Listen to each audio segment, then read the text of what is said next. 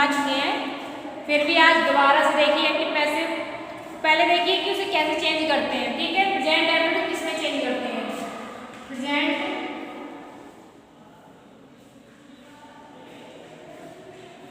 Indefinite,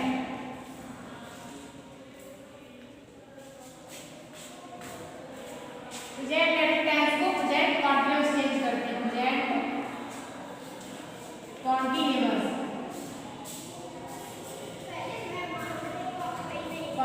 ठीक है। Present tense को प्रेजेंट कॉन्टिन्यूअस चेंज करते हैं, मतलब कि इसमें डू डज आता है ना, डू डज, तो उसे इज आर एम में बदल देते हैं, इज आर एम, ठीक है। ये चेंज करते हैं। यदि डू डज आ रहा है तो प्रेजेंट डेफिनिट होगा, प्रेजेंट डेफिनिट है तो उसे प्रेजेंट कॉन्टिन्यूअस बदलेंगे, ठीक है। और दूसरा चेंज क्या होता है, यहाँ पे हम नोट लिखे हुए हैं, किस तरीके से चेंज करते हैं। ऑब्जेक्ट को सब्जेक्ट बनाते हैं, प्लस हेल्पिंग वर्ब लगाते हैं उस टेंस की जिसमें हम बदलते हैं टेंस को अपने, प्लस वर्ब की थर्ड फॉर्म का प्रयोग करते हैं, वर्ब की third form are compulsory, plus by is compulsory, उसके बाद ऑब्जेक्ट सॉरी सब्जेक्ट, ठीक है। प्रेजेंट डेफिनिट टेंस को प्रेजेंट कॉन्टिन्यूअस चेंज करते हैं, किस प्रकार चेंज करते हैं कि जो हमारा सब्जेक्ट होता है उसे ऑब्जेक्ट की जगह रख देते हैं और ऑब्जेक्ट जो होता है उसे सब्जेक्ट की जगह रख देते हैं। सबसे पहले हम ऑब्जेक्ट लिखेंगे जब पैसिव वॉइस बनाएंगे, फिर हेल्प वर्ब लगाएंगे टेंस के अनुसार जिसमें चेंज कर रहे हैं, यानी प्रेजेंट डेफिनिट चेंज करेंगे तो इसकी help verb is are am लगाएंगे, वो भी ऑब्जेक्ट के अनुसार। यदि ऑब्जेक्ट हमारा एक वचन है तो इज, बहुवचन तो आर, आई है तो एम, ठीक है। इसके बाद वर्ब की थर्ड फॉर्म कंपल्सरी होती है, इसमें कोई भी टेंस हो, प्रेजेंट डेफिनिट हो या फ्यूचर हो या पास्ट हो, वर्ब की फॉर्म थर्ड फॉर्म ही लगाएंगे। उसके बाद बाय लगाते हैं, ये भी कंपल्सरी होगा हमारा। उसके बाद सबसे लास्ट में हमारा आएगा सब्जेक्ट, यानी जो स्टार्टिंग का जो वर्ड होता है वो हमारा वो लास्ट में पहुंच जाएगा, ठीक है। इस तरीके से पैसिव वॉइस हम बनाते हैं। आप सेंटेंस देखिए, he goes to school, he goes to school daily, he goes to school daily। यहाँ पे ऑब्जेक्ट क्या है हमारा, डेली, ऑब्जेक्ट हमारा डेली है, सबसे पहले लिखेंगे डेली, उसके बाद हेल्पिंग वर्ब लगानी है तो किसमें चेंज करना है, प्रेजेंट कॉन्टिन्यूअस में, प्रेजेंट कॉन्टिन्यूअस लगती है helping verb is are am, daily, daily हमारा एक वचन है ना, एक वचन के साथ लगाएंगे इज, डेली इज, उसके बाद वर्ब की थर्ड फॉर्म क्रिया क्या है,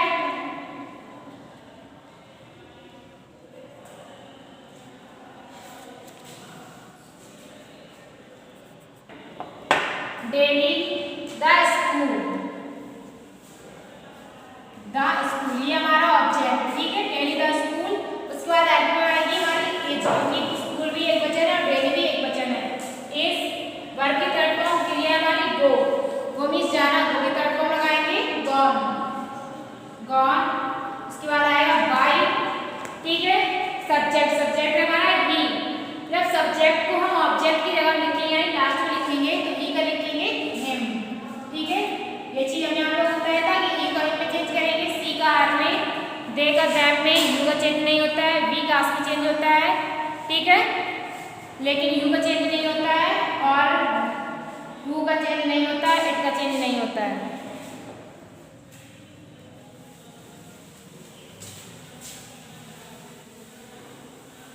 अगला सेंटेंस देखिए, the cow, the cow eats the grass, eats the grass। तो यहाँ पे ऑब्जेक्ट है हमारा द ग्रास, ठीक है, तो यहाँ लिखेंगे द ग्रास, द ग्रास। अब ग्रास हमारी घास, घास हमारी एक वचन में आएगी बहुवचन में, तो घास हमारी आती है बहुवचन में, क्योंकि बहुत सारी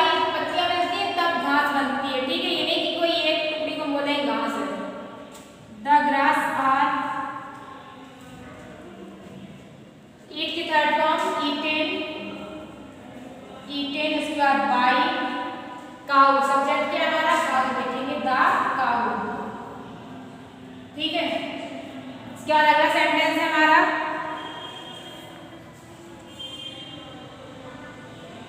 the girls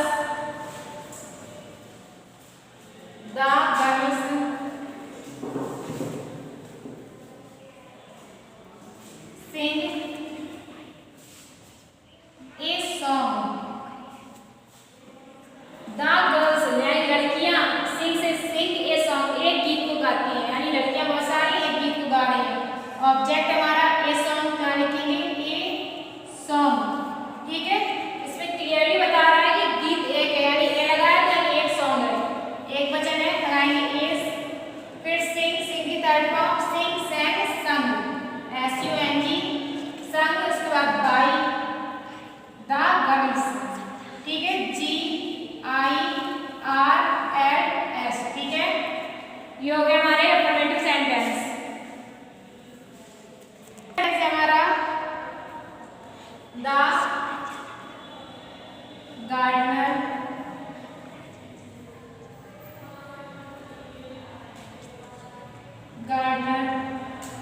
water the plants।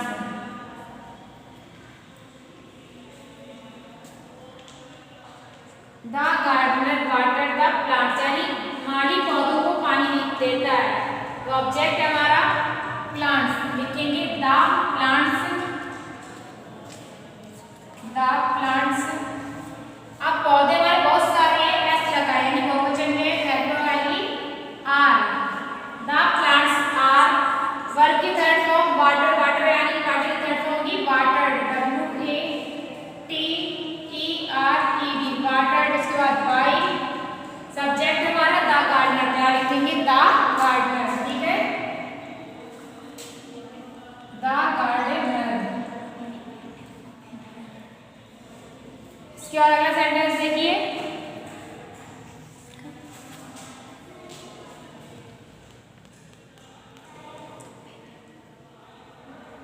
The sun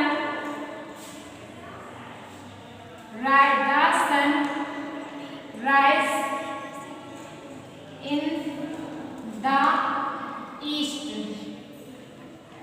ठीक है, the sun rise in the east, तो the sun rise in the east object इसमें हमारा in the east यानी पूरब में निकलता है, तो पूरा ऑब्जेक्ट लेंगे in the east। उसके बाद इन द ईस्ट यानी एक वचन में है तो आएगा एच। अब क्रिया क्या हमारी राइज की third form risen RISEN risen. उसका लाएंगे बाय, कंपल्सरी बाय। अब सब्जेक्ट क्या हो जाए हमारा द सन, क्या लिखेंगे द सन। ठीक है, ये हो गया आपका अफर्मेटिव सेंटेंस। उसके बाद हम बता रहे हैं आप लोगों को नेगेटिव सेंटेंस। देखिए अगला है हमारा नेगेटिव सेंटेंस। ठीक है, देखिए तो नेगेटिव सेंटेंस में क्या होता है, सेम प्रोसेस हमारे नेगेटिव सेंटेंस में भी होती है। अफर्मेटिव में जब प्रेजेंट डेफिनेट अफर्मेटिव होता है सेंटेंस तो उसमें हमारी हेल्पिंग वर्ड नहीं दी जाती है, ऐसे ही इसके द्वारा हमें पहचानना पड़ता है। लेकिन प्रेजेंट इंडेफिनिट का जो नेगेटिव सेंटेंस होता है उसमें हेल्पिंग वर्ड दी जाती है। नेगेटिव सेंटेंस होता है इसमें हेल्पिंग वर्ड नजर आती है, क्योंकि नॉट लगाएंगे तो नॉट के पहले में हेल्पिंग वर्ड की जरूरत होगी। तो अफर्मेटिव के प्रेजेंट डेफिनिट टेंस में हेल्पिंग वर्ड डू डज का प्रयोग करते हैं। ठीक है, यदि हमारा सब्जेक्ट एक वचन है तो डज और बहुवचन तो डू। ठीक है, इसके बाद नॉट का प्रयोग करेंगे, फिर वर्ब की फर्स्ट फॉर्म, उसके बाद ऑब्जेक्ट। इस तरीके से हमारा बनता है प्रेजेंट इंडेफिनिट टेंस। जब इसे पैसिव वॉइस बनाएंगे, इसे पैसिव वॉइस चेंज करेंगे तो सबसे पहले ऑब्जेक्ट आएगा। ठीक है, फिर ऑब्जेक्ट के अनुसार हेल्पिंग और इज़ारम लगाएंगे, उसके बाद नॉट लगाएंगे, फिर वर्ब की थर्ड फॉर्म बाय, फिर सब्जेक्ट। ठीक है, सेम प्रोसेस होती है। सिर्फ क्या करते हैं कि नॉट लगा देते हैं, नॉट का प्रयोग करते हैं। देखिए कैसे बनाना है सेंटेंस को। वी डू नॉट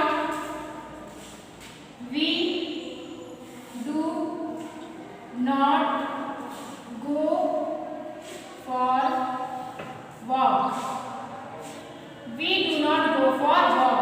तो यहाँ पे वर्ब के बाद जितने वर्ड बचते हैं हमारे वो सारे ऑब्जेक्ट के अंदर जोड़ दिए जाते हैं। ठीक है, यहाँ पे we do not go for walk, तो यहाँ पे ऑब्जेक्ट हमारा फॉर वॉक, सबसे लिखेंगे object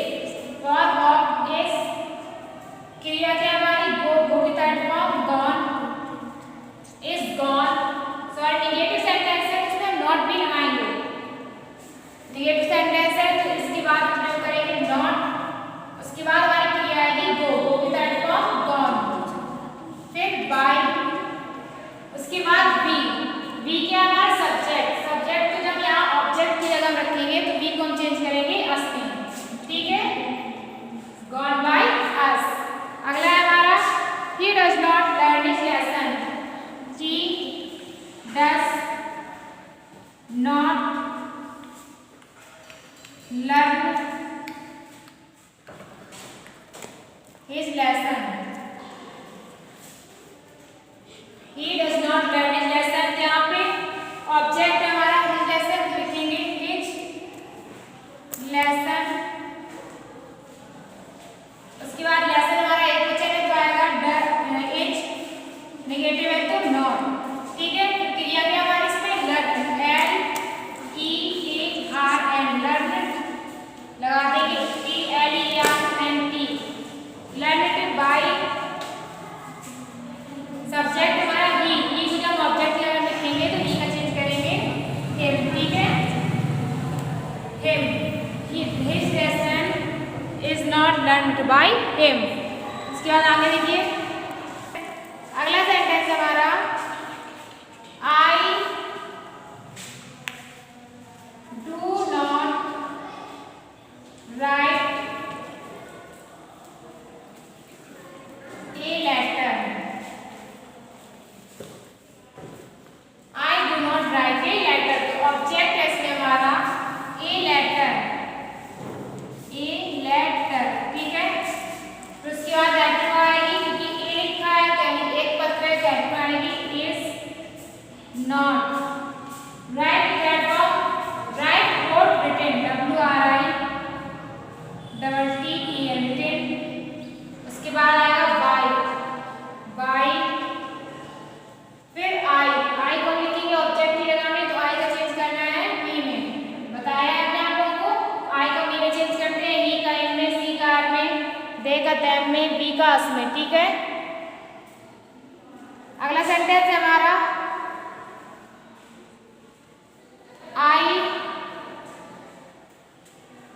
I do not tell a lie. I do not tell a lie. यहाँ पे ऑब्जेक्ट हमारा a lie तो लिखेंगे a lie. उसके बाद is क्योंकि lie हमारा एक वचन में आ रहा है. a lie is not. tell की थर्ड फॉर्म told. उसके बाद by फिर I को चेंज करेंगे me. ठीक है, ये तो हो गए हमारे नेगेटिव सेंटेंस. और देख लीजिए दो चार उदाहरण इसके.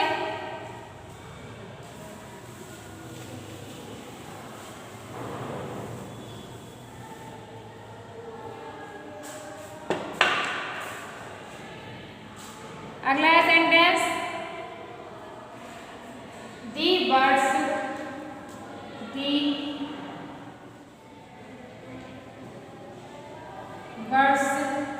do not make a nests.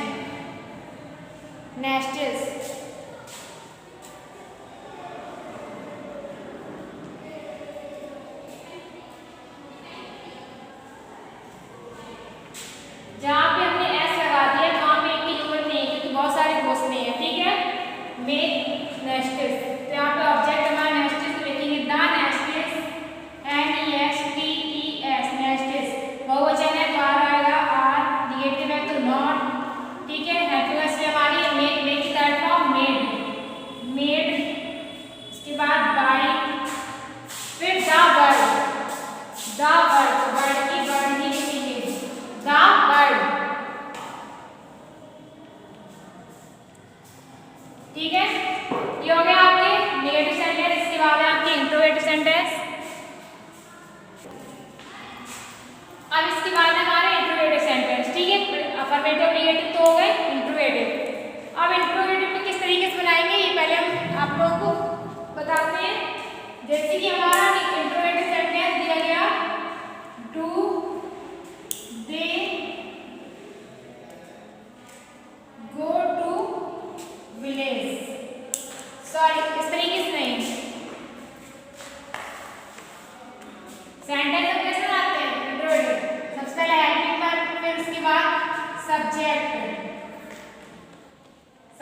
फिर वर्ब, फिर उसके बाद ऑब्जेक्ट, फिर क्वेश्चन मार्क. ठीक है, इस तरीके से बनाते हैं अपना इंट्रोगेटिव सेंटेंस. लेकिन जब इसकी पैसिव वॉइस बनाएंगे तो सबसे पहले क्या करेंगे, ऑब्जेक्ट रखते हैं तो हम उससे भी पहले क्या रखेंगे हेल्पिंग वर्ब. क्योंकि इंट्रोगेटिव है तो हेल्पिंग वर्ब हमें पहले रखनी है.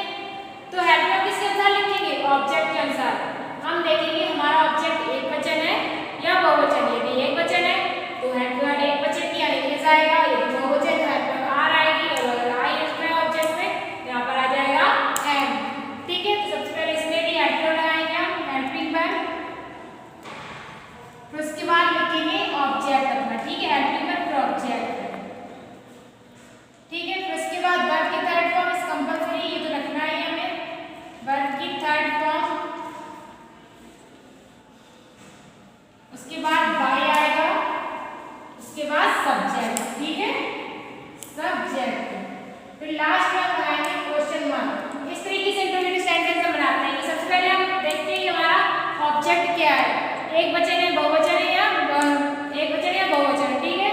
एक वचन है तो यहाँ पे एक वचन की हेल्प में, बहुवचन है तो उसके हेल्प में वन ही लगाएंगे।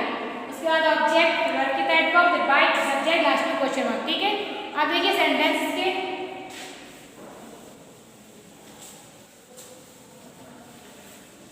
सेंटेंस देखिए, do you sit the verb, do you sit the verb, ठीक है।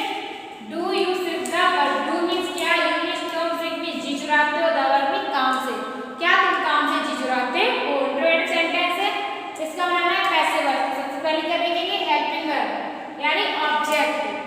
ऑब्जेक्ट हमारा क्या है, द वर्ब यानी कार्य, कार्य है हमारा ऑब्जेक्ट।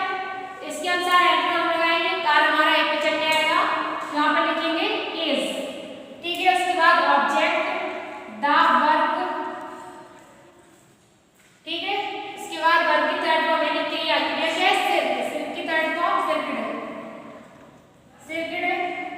उसके बाद बाय, बाय का सब्जेक्ट, सब्जेक्ट हमारा क्या है, यू, यू का चेंज नहीं होता है, नो चेंज, तो यहाँ पे यू। उसके बाद लास्ट में क्वेश्चन मार्क, ठीक, क्योंकि इंट्रोगेटिव सेंटेंस है। और देखिए इसका, do they wait for us, do they wait for us, do they wait for us. यहाँ पे सबसे पहले क्या देखना है, ऑब्जेक्ट, ऑब्जेक्ट हमारा अस, और अस को यदि हम सब्जेक्ट में रखेंगे तो आएगा हमारा वी, यानी वी को चेंज करते हैं अस को वी में। अब वी हमारा क्या है, बहुवचन है, तो बहुवचन है, यहाँ पर लगाएंगे आर, हेल्पिंग वर्ब, सबसे हेल्पिंग वर्ब आएगी हमारी आर। उसके बाद वी, फिर वर्ब की थर्ड फॉर्म वेट, वेट की थर्ड फॉर्म वेटेड। उसके बाद बाय, दे, दे का चेंज करते हैं देम, THEM, लास्ट में क्वेश्चन मार्क, ठीक है। अगला सेंटेंस देखिए,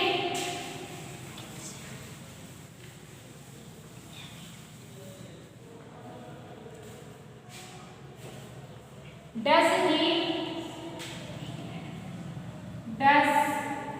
ही tell a lie, does he tell a lie, ठीक है। तो यहाँ पे सबसे पहला ऑब्जेक्ट हमारा ए लाई, ए लाई हमारा एक वचन में आएगा, तो एडवर्ब लगाएंगे यहाँ पे एज, एज ए लाई। फिर क्रिया, क्रिया क्या है, टेल, टेल की third form told, does a lie told. उसके बाद बाय, ई का चेंज करते हैं हिम, बाय हिम, लास्ट में question mark, is a lie told by him. अगला सेंटेंस है, डू द बॉयज